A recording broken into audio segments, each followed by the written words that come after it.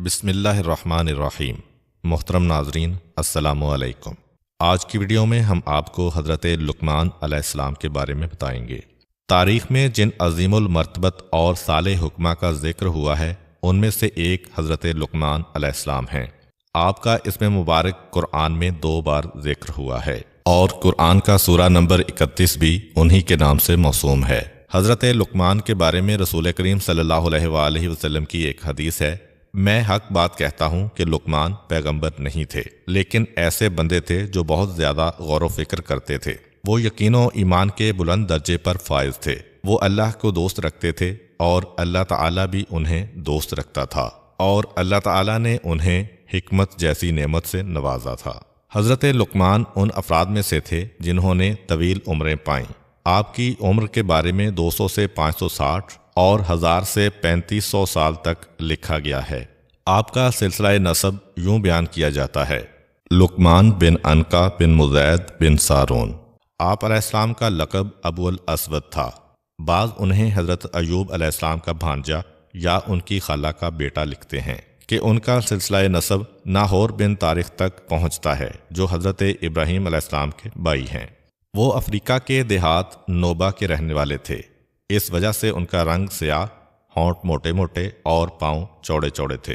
وہ ایک عرصہ تک بنی اسرائیل کے ایک دولت مند شخص کین بن حسر کے غلام رہے، لیکن ان کی حکمت کی وجہ سے انہیں ان کے ارباب نے آزاد کر دیا تھا۔ مشہور و معروف محدث مسعودی لکھتے ہیں کہ لقمان افریقہ کے ایک گاؤں نوبا کے رہنے والے تھے۔ ان کے آقا کا نام کین بن حسر تھا۔ حضرت لقمان علیہ السلام حضرت داؤد علیہ السلام کی حکومت کے 10ویں سال دنیا پر تشریف لائے۔ وہ ایک عبد صالح تھے۔ اللہ تعالیٰ نے انہیں حکمت کی نعمت سے نوازا۔ انہوں نے طویل عمر پائی، دنیا کے مختلف حصوں میں زندگی گزاری۔ ان سے ہمیشہ حکمت و دانائی ظاہر ہوتی اور وہ حضرت یونس علیہ السلام کے زمانے تک زندہ رہے۔ ایک حدیث میں آیا ہے کہ حضرت لقمان علیہ السلام نے اپنے بیٹے سے فرمایا: اے میرے بیٹے، میں نے 400 پیغمبروں کی خدمت کی ہے۔ میں نے ان کے کلام سے 4 باتیں اخذ کی ہیں۔ جس وقت تم نماز کی حالت میں ہو تو اپنے دل کی حفاظت کرو۔ جس وقت تم دسترخوان پر بیٹھے ہو تو اپنے گلے کو محفوظ رکھو، یعنی حرام مال سے بچاؤ۔ جس وقت تم کسی دوسرے کے گھر میں جاؤ تو اپنی آنکھ کو بچاؤ، یعنی نامحرم پر نگاہ ڈالنے سے باز رہو۔ اور جس وقت لوگوں کے درمیان میں جاؤ تو اپنی زبان کی حفاظت کرو۔ کہا جاتا ہے کہ حضرت لقمان علیہ السلام نے اپنی زندگی کا بیشتر حصہ مشرق وسطیٰ، خاص کر فلسطین اور بیت المقدس میں گزارا ہے، اور ان کی قبر فلسطین کی ایک بندرگاہ ایلا میں ہے۔ حضرت لقمان علیہ السلام، جو کہ ایک سیاہ فام افریقی اور بدصورت شخص ہوتے ہوئے حکمت کے بلند و بالا مقام پر فائز ہوئے ہیں، تو یہ صرف اور صرف روح و نفس کی خوبصورتی اور دل کی پاکیزگی کی وجہ سے ہے۔ اسی بنا پر روایت میں آیا ہے کہ کسی شخص نے حضرت لقمان علیہ السلام سے پوچھا: کیا تم ہمارے ساتھ بھیڑ بکریاں نہیں چراتے تھے؟ حضرت لقمان علیہ السلام نے کہا: ہاں، ایسا ہی ہے۔ اس نے پوچھا: آپ یہ بتائیں کہ آپ کو علم و حکمت کہاں سے نصیب ہوئی؟ آپ تو کسی مدرسہ میں نہیں پڑھے۔ حضرت لقمان علیہ السلام نے جواب میں فرمایا: مجھے یہ حکمت اللہ کی مرضی، امانت ادا کرنے، سچ بولنے اور بیہودہ باتوں سے بچنے کی وجہ سے نصیب ہوئی ہے۔ حضرت لقمان علیہ السلام کی اپنے فرزند کے نام وہ 10 نصیحتیں جو قرآن کی 5 آیات میں مذکور ہیں، عقائد، اخلاق اور آداب معاشرت کا مجموعہ ہیں، اور یہ قرآن پاک کی سورہ لقمان میں موجود ہیں۔ اے بیٹے، کسی چیز کو اللہ کا شریک نہ بناؤ، بے شک شرک بہت بڑا ظلم ہے۔ اے بیٹا، نیکی یا بدی ایک رائی کے دانے کے برابر ہو، اور کسی پتھر کے اندر ہو یا آسمانوں پر ہو یا زمینوں کی گہرائیوں میں ہو، تو خدا روز قیامت ضرور اسے سامنے لائے گا کہ وہ لطیف بھی ہے اور باخبر بھی ہے۔ بیٹا، نماز قائم کرو، نیکیوں کا حکم دو، برائیوں سے منع کرو، اور اس میں جو مصیبت پڑے اس پر صبر کرو کہ یہ بہت بڑی حکمت کا کام ہے۔ اور خبردار، لوگوں کے سامنے اکڑ کر منہ نہ پھلا لینا۔ زمین پر غرور کے ساتھ نہ چلنا کہ خدا اکڑنے والے اور مغرور کو پسند نہیں کرتا ہے۔ اور اپنی رفتار میں میانہ روی سے کام لینا، اور اپنی آواز کو دھیما رکھنا کہ سب سے بدتر آواز گدھے کی آواز ہوتی ہے۔ رسول خدا صلی اللہ علیہ وآلہ وسلم سے منقول ہے کہ ایک دن جناب لقمان علیہ السلام دوپہر کے وقت آرام کی نیند سو رہے تھے کہ اچانک انہوں نے ایک آواز سنی: اے لقمان، کیا آپ یہ چاہتے ہیں کہ خداوند متعال آپ کو زمین پر اپنا خلیفہ اور نمائندہ قرار دے تاکہ آپ لوگوں کے درمیان حق کا فیصلہ کریں؟ جناب لقمان علیہ السلام نے جواب میں کہا، اگر میرا پروردگار مجھے اختیار دے تو میں راہ عافیت قبول کروں گا اور اس بہت بڑے امتحان کے لیے تیار نہیں ہوں گا، لیکن اگر حکم ہو تو اسے دل و جان سے قبول کروں گا، کیونکہ میں جانتا ہوں کہ اگر تو میرے کاندھوں پر ایسی ذمہ داری ڈالے گا تو ضرور بضرور میری مدد کرے گا اور مجھے لغزشوں سے محفوظ رکھے گا۔ فرشتوں نے کہا، اے لقمان، قضاوت کی ذمہ داری کیوں قبول نہیں کرتے ہو؟ جناب لقمان علیہ السلام نے کہا، کیونکہ لوگوں کے درمیان قضاوت کرنا سخت ترین منازل اور اہم ترین مراحل میں سے ہے، اور ہر طرف سے ظلم و ستم کی امواج اس کی طرف متوجہ ہیں۔ اگر اللہ تعالیٰ انسان کی حفاظت کرے تو وہ قابل نجات ہے، اور وہ غلط راستے پر چل نکلے تو بہشت کے راستے سے منحرف ہو جاتا ہے۔ جس شخص کا سر دنیا میں نیچے اور آخرت میں بلند ہو، وہ اس سے کہیں بہتر ہے کہ جس کا سر دنیا میں بلند اور آخرت میں نیچے ہو۔ جو شخص دنیا کو آخرت پر ترجیح دیتا ہے، اسے دنیا بھی نہیں ملتی اور آخرت سے بھی ہاتھ دھو بیٹھتا ہے۔ فرشتے حضرت لقمان علیہ السلام کی اس خوبصورت منطق سے حیران رہ گئے۔ جناب لقمان اس گفتگو کے بعد گہری نیند سو گئے۔ اللہ تعالیٰ نے ان کے دل میں حکمت کا نور روشن کیا۔ جب وہ نیند سے بیدار ہوئے تو ان کی زبان پر حکمت جاری ہوئی۔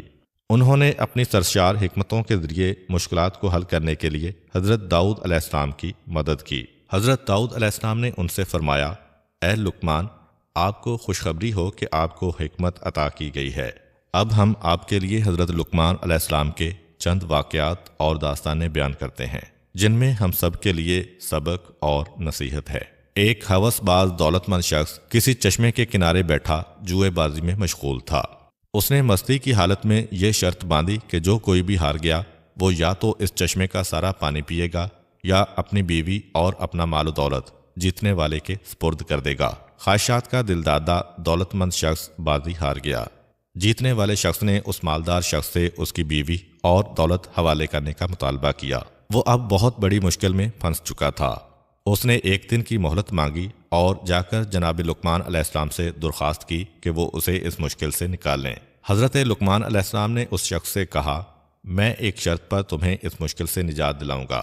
وہ شرط یہ ہے کہ آج کے بعد جوا نہیں کھیلو گے۔ اس مالدار شخص نے حضرت لقمان علیہ السلام کی شرط قبول کر لی۔ جناب لقمان علیہ السلام نے اس سے کہا، جس وقت وہ جیتنے والا شخص تمہارے پاس آ کر چشمے کا سارا پانی پینے یا ساری دولت اور بیوی حوالے کرنے کا مطالبہ کرے تو اسے یوں کہو، اگر تمہارا مراد وہ پانی ہے جو کل اس ندی میں تھا تو اسے لے آؤ تاکہ میں پیوں، اور اگر مراد وہ پانی ہے جو اس وقت موجود ہے تو تم چشمے کا منہ بند کرو تاکہ بچنے والا باقی پانی پی سکوں، اور اگر تمہاری مراد وہ پانی ہے جو آئندہ اس ندی میں جاری ہوگا تو آئندہ ابھی تک آیا نہیں ہے، لہذا صبر سے کام لو۔ اس دولت مند شخص نے جوا جیتنے والے شخص کے سامنے یہی مطالبات رکھے تو اس کے پاس کوئی چارہ کار نہ رہا اور اس کا منہ بند ہو گیا۔ یہی وہ مقام ہے جب حضرت لقمان علیہ السلام کی حکمت آشکارا ہوئی اور لوگوں نے انہیں پہچانا۔ تاریخ انبیاء کے مطابق وہ دولت مند شخص حضرت لقمان علیہ السلام کا آقا کین تھا، جس نے 30 مسکال سونے کے عوض میں حضرت لقمان کو خریدا تھا۔ اس نے اس واقعہ کے بعد جناب لقمان کو آزاد کر دیا تھا۔ ایک دن حضرت لقمان علیہ السلام کے ارباب نے ان سے کہا، ایک گوسفند یعنی بھیڑ ذبح کرو اور اس کے تمام اعضاء میں سے 2 بہترین اعضاء میرے لیے پکا کر لاؤ۔ حضرت لقمان نے گوسفند ذبح کیا، اس کی زبان اور اس کا دل نکالا، انہیں پکا کر اپنے ارباب کے سامنے لا رکھا۔ اگلے دن ارباب نے پھر کہا کہ گوسفند کے اعضاء میں سے 2 بدترین اعضاء پکا کر لے آؤ۔ حضرت لقمان نے پھر زبان اور دل پکا کر ارباب کی خدمت میں حاضر کر دیے۔ ارباب نے پوچھا، میں نے تمہیں کہا تھا کہ 2 بہترین اعضاء پکا کر لاؤ تو تم زبان اور دل پکا کر لائے، پھر میں نے تم سے بدترین اعضاء کا مطالبہ کیا تو تم پھر دل اور زبان لے آئے ہو، اس کی وجہ کیا ہے؟ جناب لقمان علیہ السلام نے کہا، اگر یہ دونوں عضو پاک ہوں تو بہترین ہیں، اور اگر یہی پلید ہوں تو بدترین ہیں۔ ایک دن جناب لقمان کا آقا بیت الخلاء میں گیا، اسے گئے ہوئے کافی وقت گزر چکا تھا۔ جناب لقمان نے بلند آواز سے کہا، بیت الخلاء میں زیادہ دیر بیٹھنا درد جگر اور بواسیر ہونے، نیز بیت الخلاء کی آلودہ حرارت مغز میں جذب ہونے کا موجب ہے، لہذا اعتدال کی حد تک بیٹھو اور اٹھ کر باہر آ جاؤ۔ اس کے بعد دوسروں کو سمجھانے کے لیے یہی بات بیت الخلاء کے دروازوں پر لکھ دی گئی۔ حضرت لقمان علیہ السلام کے آقا کے بہت زیادہ باغات اور غلام تھے۔ جناب لقمان بھی ان غلاموں میں شامل تھے۔ ان کا ارباب جو کہ ظاہر بین تھا، سفید رنگ اور خوبصورت غلاموں کو باغات میں پھل وغیرہ توڑنے کے لیے بھیجتا، لیکن جناب لقمان کو سخت اور پست کاموں مثلا جھاڑو وغیرہ دینے میں لگا دیتا۔ یوں وہ حضرت لقمان علیہ السلام کی توہین کرتا، حالانکہ وہ سیرت و کردار اور معرفت میں تمام غلاموں پر فوقیت رکھتے تھے۔ جناب لقمان کے آقا کی یہ غلط روش اس بات کا موجب بنی کہ اس کے غلام بھی حضرت لقمان کو حقیر سمجھنے لگے اور ان کی قدر و قیمت کے قائل نہ تھے، بلکہ بعض اوقات انہیں اذیت و آزار پہنچاتے۔ آقا نے ایک موقع پر غلاموں کو باغ میں پھل توڑ کر لانے کے لیے بھیجا۔ وہ باغ میں گئے اور مختلف قسم کے پھل توڑ کر لائے، لیکن آقا کی عدم موجودگی سے فائدہ اٹھاتے ہوئے انہوں نے وہ تمام پھل کھا لیے۔ جب آقا آیا اور تازہ پھلوں کا مطالبہ کیا تو غلاموں نے جھوٹ بولتے ہوئے کہا تمام پھل لقمان کھا گیا ہے۔ آقا نے جب یہ بات سنی تو وہ جناب لقمان علیہ السلام کے بارے میں بدظن ہو گیا۔ حضرت لقمان سمجھ گئے کہ ان کے آقا کی بدسلوکی اور ناراضگی کا سبب غلاموں کی اس تہمت کا اثر ہے۔ وہ اپنے آقا کے پاس گئے اور اسے یہ تجویز دیتے ہوئے کہا، اے میرے آقا، آئیں اور ہم سب غلاموں کا امتحان لیں تاکہ آپ کو ہمارے درمیان میں سے اچھے اور برے کا علم ہو سکے۔ اس نے پوچھا کہ میں تم لوگوں کا کیسے امتحان لوں؟ حضرت لقمان نے کہا کہ ہم سب کو کافی مقدار میں گرم پانی دیں اور ہمیں اسے پینے پر مجبور کریں۔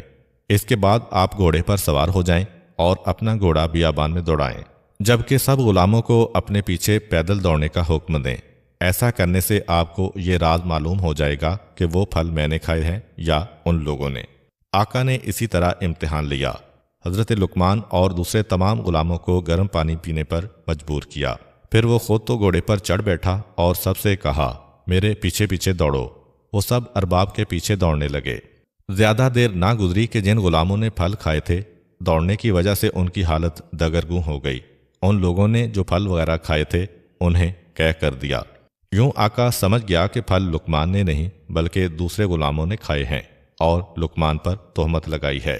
پس جناب لقمان اپنے آقا کے سامنے سرخرو ہو گئے اور دوسرے غلاموں کو شرمندگی کا سامنا کرنا پڑا۔ حضرت لقمان ایک مدت تک کسی دوسرے شخص کے غلام تھے۔ اس کے کئی اور بھی غلام تھے، لیکن وہ اپنے تمام غلاموں میں سے حضرت لقمان سے بہت زیادہ محبت کرتا تھا، یہاں تک کہ وہ جب بھی غذا کھانا چاہتا تو پہلے اپنی غذا حضرت لقمان علیہ السلام کے پاس لاتا تاکہ وہ کھائیں۔ جب وہ کھانا کھا لیتے تو ان کا بچا ہوا کھانا بطور تبرک بڑے شوق سے تناول کرتا۔ ایک دن کوئی شخص حضرت لقمان علیہ السلام کے ارباب کے لیے خربوزہ بطور ہدیہ لایا۔ ارباب نے حضرت لقمان کے سامنے خربوزے کو چیرا، اس کے ٹکڑے کیے اور لقمان کو دیے۔ جناب لقمان اپنے آقا سے خربوزے کی پھانگیں لے کر کھاتے رہے اور یہ ظاہر کرتے رہے کہ وہ بڑا میٹھا ہے اور بڑے مزے سے کھا رہا ہے۔ جب ارباب نے دیکھا کہ لقمان بڑے شوق و ذوق سے کھا رہے ہیں تو اس نے ایک پھانگ کے علاوہ تمام کا تمام خربوزہ لقمان کو دے دیا، جو انہوں نے کھا لیا اور ایک پھانگ اپنے لیے رکھ لی۔ جس وقت ارباب نے وہ بچی ہوئی خربوزے کی پھانگ منہ میں ڈالی تو معلوم ہوا کہ وہ خربوزہ تو زہر کے مانند کڑوا ہے۔ اس کی کڑواہٹ سے زبان پر آبلے بن گئے، گلا جلنے لگا اور اس کی حالت غیر ہو گئی۔ ارباب نے جناب لقمان سے کہا، آپ نے یہ اتنی کڑوی پھانگیں کیسے کھائی ہیں؟ آپ نے انہیں کھانے سے ہاتھ کیوں نہیں کھینچا؟ جناب لقمان نے جواب میں کہا، آپ نے سال ہا سال سے مجھے میٹھی، مزیدار اور من پسند غذائیں کھلائی ہیں۔ اب جب کہ ایک بار کوئی کڑوی چیز آ گئی ہے تو کیا یہ مناسب ہے کہ میں اسے نہ کھاتا اور اس پر اعتراض کرتا اور نمک حرام ہو جاتا؟ بلکہ حق شناسی اور شکر گزاری کا تقاضا یہی ہے کہ میں خاموش رہتا۔ پس اے خدا کے بندے، تم خدا کی نعمتوں میں غرق ہو۔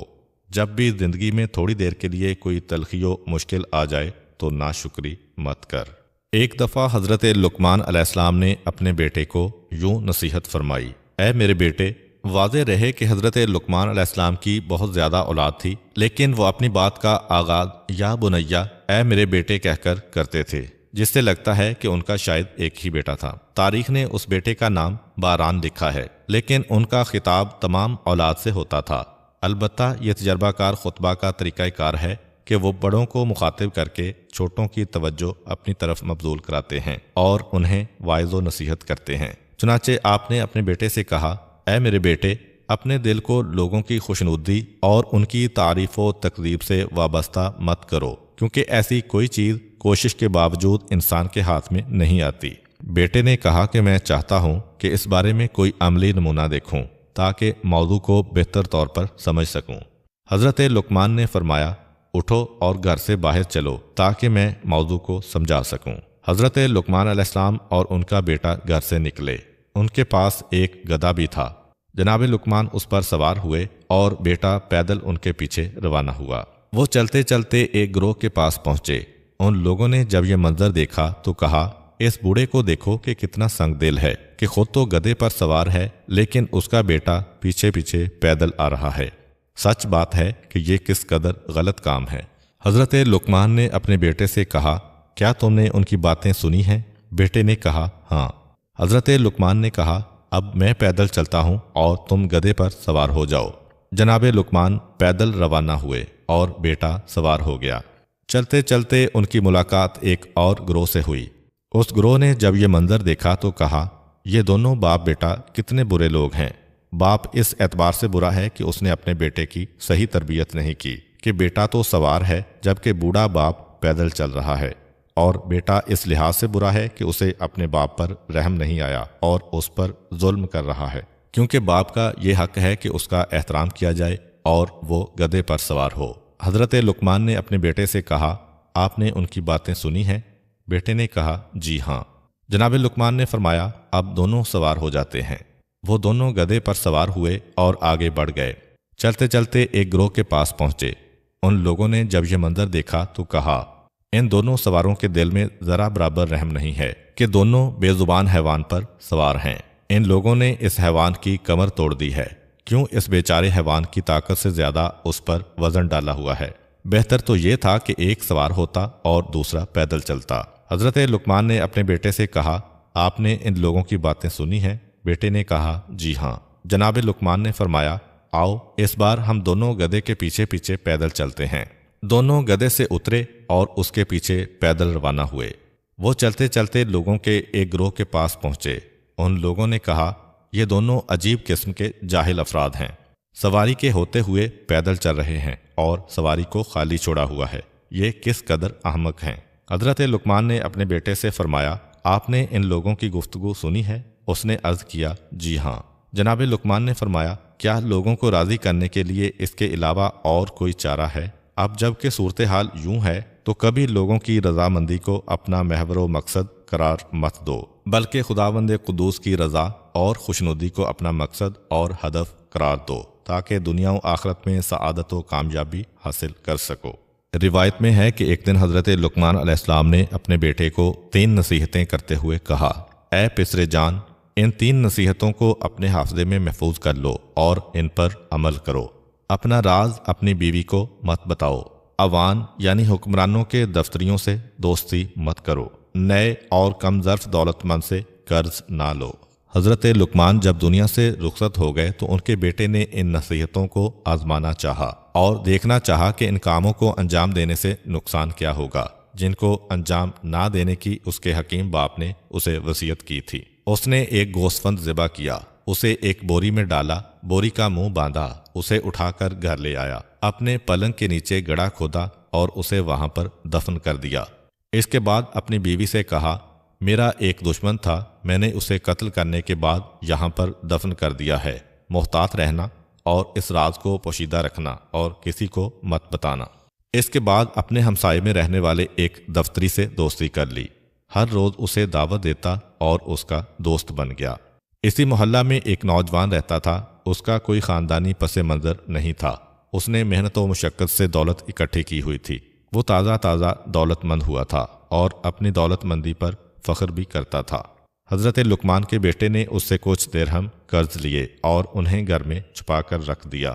دن گزرتے رہے، ایک دن جناب لقمان کے بیٹے کا اپنی بیوی سے جھگڑا ہو گیا۔ اس نے آہو بکا شروع کر دی اور بلند آواز سے کہا، اے بدکار قاتل، اے خون ریز، تم نے ایک شخص کو بے گناہ قتل کر کے گھر میں دفن کر رکھا ہے اور اب مجھے بھی قتل کرنا چاہتے ہو۔ اس کی آواز ہمسائے میں رہنے والے اس حکومتی دفتری کے کانوں میں پڑی جو لقمان کے بیٹے کا دوست بنا ہوا تھا۔ وہ فوراً بادشاہ کے پاس گیا اور ساری داستان اس کے گوش گزار کی۔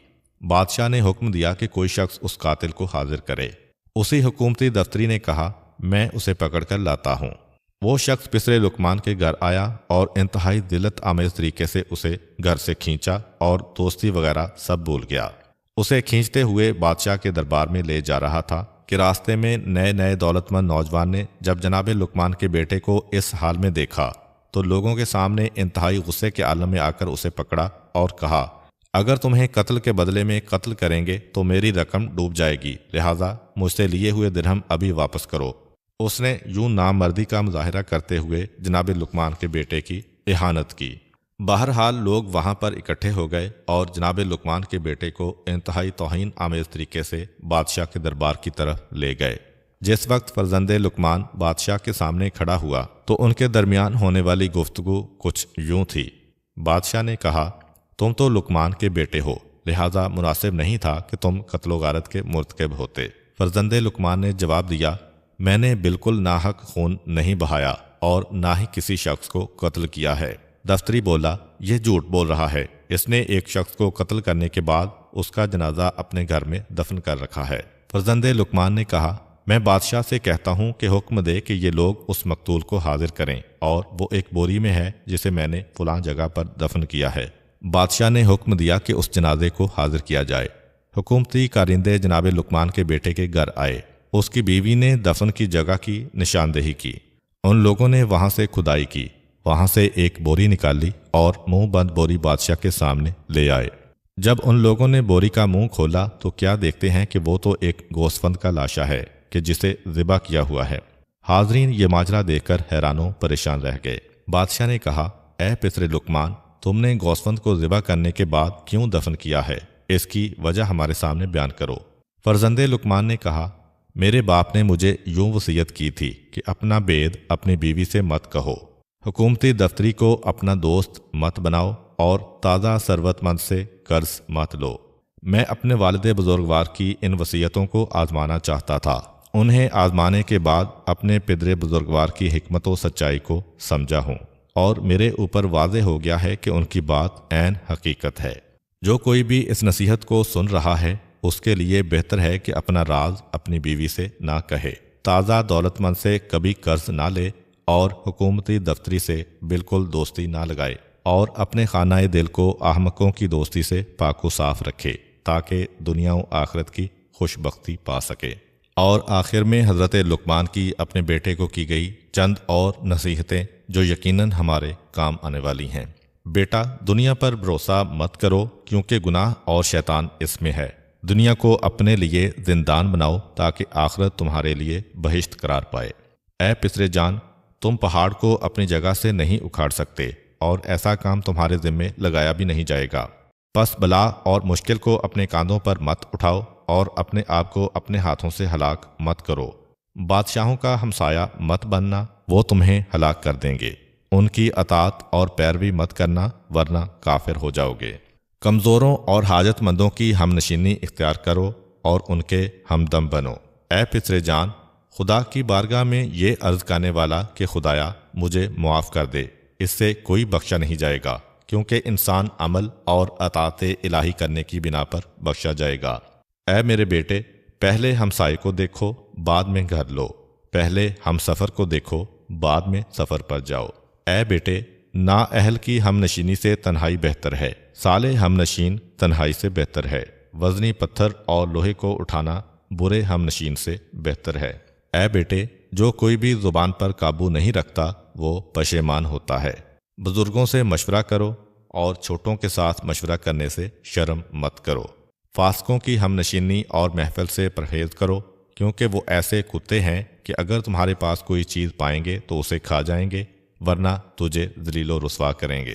ان کے ساتھ دوستی انتہائی تھوڑی اور ناپائیدار ہوتی ہے۔ اے بیٹا جان، اگر تمہیں روز قیامت کے بارے میں شک ہے تو نیند سے بیدار ہونے کو اپنے آپ سے دور رکھو، جبکہ تمہارے اندر اتنی قوت و طاقت نہیں ہے۔ اور اگر تم ان دونوں کے بارے میں غور و فکر کرو گے تو سمجھ جاؤ گے کہ تمہاری جان کسی اور کے قبضے میں ہے، کیونکہ نیند موت ہے اور نیند کے بعد بیدار ہونا موت کے بعد قیامت برپا ہونے کے مانند ہے۔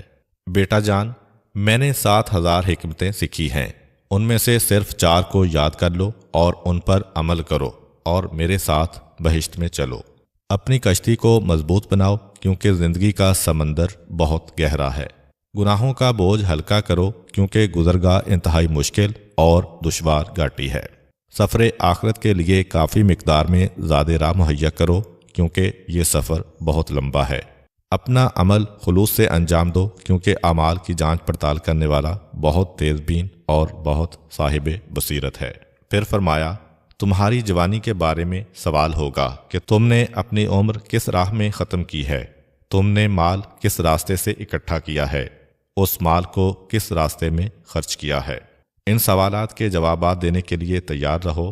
دنیا میں تمہارے ہاتھ سے جو کچھ نکل جائے اس پر افسوس مت کرو کیونکہ دنیا کو دوام نہیں اور یہ بلاؤں سے محفوظ بھی نہیں۔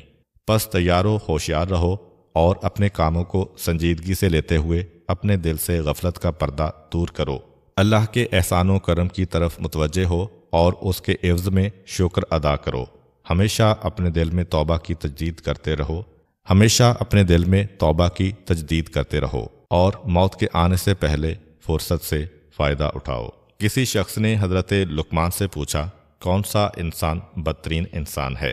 حضرت لقمان نے فرمایا، وہ شخص بدترین ہے جسے اس بات کی پرواہ نہ ہو کہ لوگ اسے بد کردار سمجھیں گے۔ کسی شخص نے جناب لقمان علیہ السلام سے کہا، تم کس قدر بدصورت ہو؟ جناب لقمان نے جواب میں فرمایا، تم میری شکل و صورت کے عیب نکال رہے ہو یا میری شکل و صورت کی نقاشی کرنے والے اللہ کے؟ اللہ تعالی ہمیں اپنے بتائے ہوئے راستے پر چلنے اور برائیوں سے بچنے کی توفیق عطا فرمائے۔